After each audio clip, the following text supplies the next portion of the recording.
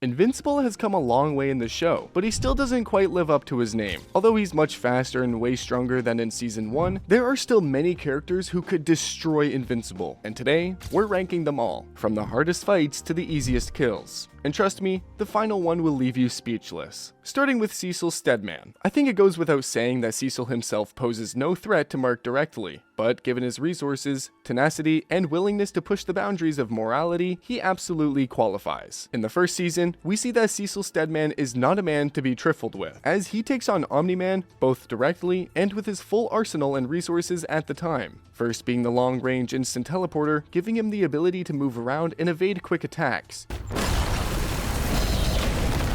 He is often seen utilizing his tech, and it doesn't seem all that limited. Given it can transport multiple people or soldiers, it is nothing short of instant. Proven by Omni-Man, an incredibly fast hero not being able to keep up, and can be utilized often without cooldown or reset. Then there are Cecil's weapons, an orbital rail cannon that impressively seem to have some impact on Omni-Man. This tool is not nearly as heavy utilized as the teleporter or other methods, but in bringing Invincible down, it would be nothing short of a devastating blow. Finally, we get to his soldiers. Even in his first no-holds-barred display, Cecil has the Reanimin, which proved to be capable, at the time, of dealing damage to Omni-Man, slowing him down some, and proving to be a nuisance. In the latest season, we see that Invincible doesn't seem to have too much of an issue dealing with them on their own, but it's not all that it seems, and we'll come back to that in a minute. Then there is the Kaiju Beast, that both Omni-Man and Invincible have some trouble dealing with even together. While this beast is slain, we know it's not the only monster that would pose a threat to Invincible. Should Cecil gain access to any more monsters of such strength, he would surely utilize them against him if need be. That covers Cecil in the first season, even then truly being capable of putting up a decent fight against the mightiest being that the Earth knew at the time. Since then, he has developed even more tech and has become far more willing to use it, the first being the Viltrumite nullification frequency, discovered by Cecil when Mark battled the underwater kaiju in Atlantis, recreated, weaponized, and implanted in Invincible's ear. We saw this almost completely incapacitate Invincible at the beginning of Season 3, dropping him to his knees in agony, leaving him in a vulnerable mess. Which leads to the current Reanimin. While somewhat weaker, used in tandem with the frequency would no doubt prove to be a lethal combination to Invincible. And we even get to see one of Invincible's variants killed using this frequency and Reanimin. Okay, stop. Jesus, she's dead. But a different method of deployment would surely up the ante once again. If the Reanimin had their own speakers to play the frequency, a bigger system to play it through, even drones could be employed to make it once again a serious threat to Invincible. That's one way of doing it. Or as we have seen, Cecil is currently cooking up something far more sinister, the Invincible variant Reanimin. Now, we know they are not currently up and running, but in the show it's stated that it won't even be a couple weeks before they are. We're at least 2 weeks away from even a trial run. When they are ready, Cecil could absolutely use these in a coordinated attack against Invincible, and it would be certain death. Deployed in tandem with the frequency and orbital rail cannon, our hero wouldn't stand a chance. Cecil is far more practical and calculated than the next on our list, Angstrom Levy, the do-good dimension-hopping doctor turned sadistic, vengeful monster. This guy is another of the current largest threats to Invincible for a multitude of reasons, not just his insane powers. We have seen that he is more than willing to do absolutely monstrous things, to target Invincible's weaknesses, his loved ones, his planet, and his very identity. Make them fear! Invincible! Make them hate! Given that he has multi-dimensional portaling capabilities, he has an infinite amount of potential to kill Invincible, like a dimension that is totally devoid of life or oxygen, or another that is filled with collapsing stars or black holes. Our doctor needs only to think bigger, and he would undoubtedly become a threat to astronomical proportions. We will note that in their latest bout, we saw that Invincible has gotten a lot better at not being tricked or knocked into the portals. Smart boy! So a little more creativity would be needed to get him in one. How about a bunch of Omni-Man variants next? Maybe something as simple as catching him off guard mid-flight. We know that Angstrom doesn't need to be directly next to his portals to summon them, and can put them anywhere. He could do it at any time, from any distance, and that would be that. Unfortunately, he is far too prideful and wants to see Invincible suffering at his hands. He also has more than a few upgrades since their initial meeting, and seems to be in the progress of recuperating after his latest loss. We will definitely begin seeing Angstrom again, as will we definitely see much more of the surprising next person on this list, Adam Eve. Yes, that's right. Invincible's current love interest and crime-fighting companion is also one of the ever-shortening list of people who could kill Invincible in a fight. Eve is more than a capable fighter. That much we know already thanks to her fight with Conquest. But there is far more that meets the eye to her. In the Adam Eve special, we get a much more detailed look at her powers and background. She was experimented on in the womb and came into this world with the ability to manipulate matter itself, something we don't see her utilize nearly as much as she could in the show. We do see an incredible example of her power when she increases the density of the air around Conquest, almost completely immobilizing him.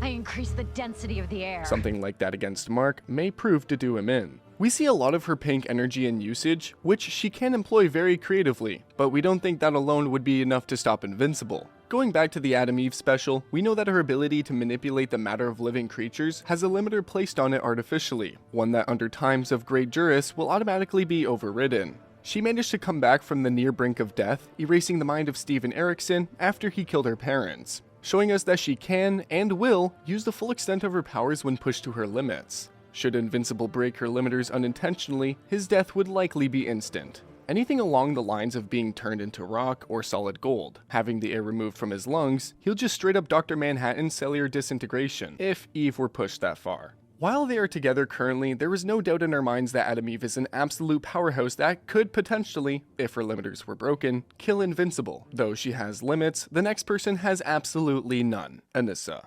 Instead of going over the Viltrumites as a whole, or even in small groups, who could easily kill Invincible, we are going to focus on just the Viltrumites who could 1v1 Mark and win. Anissa is one such Viltrumite, absolutely menacing in just the first few seconds of her arriving. She's no stranger to targeting Mark's weaknesses, his loved ones and the people of Earth. She displays the ruthlessness and cunning most of the lower level Viltrumites lack. Instead of punching her way through every situation, she prefers the tactile approach, giving our hero a dire warning. Didn't you hear me? I said I only wished to speak. Comply or be destroyed, threatening to tear Amber's head off within just moments of her arrival to get Mark to listen.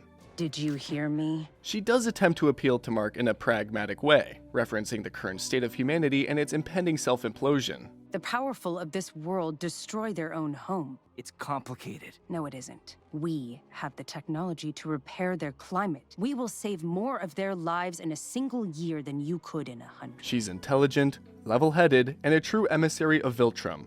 But she is absolutely no pen-pushing clerk. While Invincible struggles with a kaiju attacking a cruise ship, she takes it out in one fell swoop. A single shot was all that was required, while seconds before, we see Mark flail about trying to get a few good licks in. While Invincible has gone considerably stronger since their initial encounter, Anissa fully demonstrated then that she was leagues ahead of him. Her speed and power were absolutely unrivaled at the time. She punched Mark kilometers into the sky and was behind him in an instant.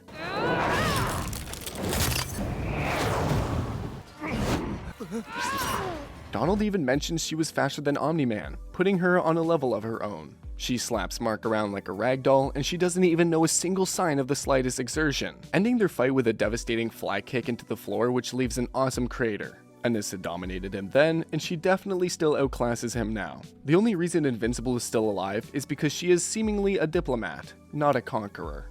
She leaves him with a warning that she was the reasonable one, which directly ties into her next person, Conquest. The aforementioned unreasonable one, forever cemented in his opening line, Stand ready for my arrival, worm. Conquest is without a doubt one of the toughest villains Mark has ever stood against. Their opening clash, a single punch sent a massive shockwave rippling across a few city blocks,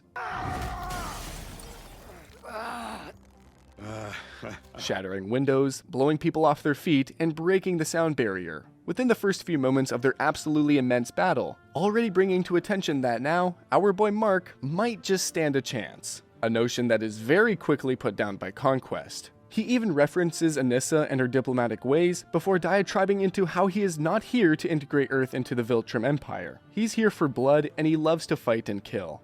Anissa would be telling you how the Viltrum Empire would turn this wretched planet into a utopia. I'll tell you no such thing. I want you to resist.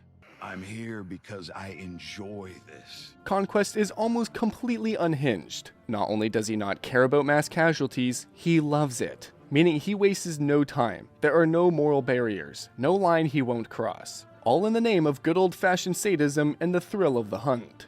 While other Viltrumites follow strict doctrine and dogma, Conquest only seeks to live up to his namesake. His job is to break planets, deemed unruly by the Empire.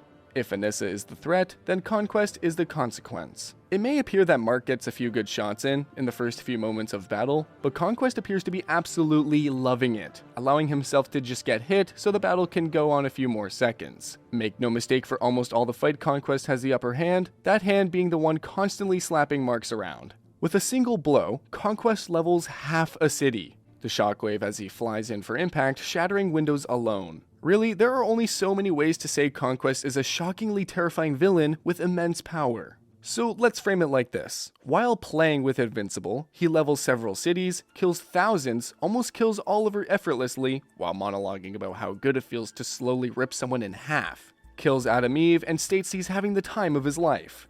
This whole battle of an ungodly amount of death and destruction is his idea of the best day ever. The only reason Mark manages to beat him in the end is because of Eve's limiter being broken and him being hit with a beam of concentrated energy that flays most of his skin off. Invincible then smashes his head in with his head. Even then, after all that, he's still not dead, and we will definitely be seeing him again. Who needs cunning when smashing someone to pieces works just fine? A sentiment the next person on our list might have once shared, but no longer. Number 6. Omni-Man. Omni-Man, aka Nolan Grayson, aka Space Dad. A once beloved hero to the people of Earth and Mark's dad. While he might be in the midst of turning over a new leaf, Nolan Grayson is still one of the few people who could put Mark 6 feet under in a matter of seconds. If the occasion called for it, that is. We know that in their initial conflict, Mark was unseasoned, untrained, and, to be frank, pretty dang weak. He had not yet seen the true scale of what a Viltrumite was capable of, something Omni-Man rectified. While Conquest's ruthlessness was out of joy and love of murder, Nolan's was something even more sinister. He wanted to break Mark physically and emotionally, targeting the people of Earth around them, specifically to hurt Mark. To dehumanize the people he fought so hard to save, even referenced his mother as a pet. Oh, and he absolutely slapboxed Mark so hard he was unconscious for a week, while almost certainly holding back quite a bit. Yes, Omni-Man is a beast. The killer of the original Guardians of the Globe, he took down an entire league of incredibly varied and powerful superheroes all by himself. He can adapt on the fly, shrug off most attacks. He absolutely terrorizes the Flaxans when trapped in their dimension, wiping out anything that posed a threat to him before dropping half a continent on them. Earth isn't yours to conquer.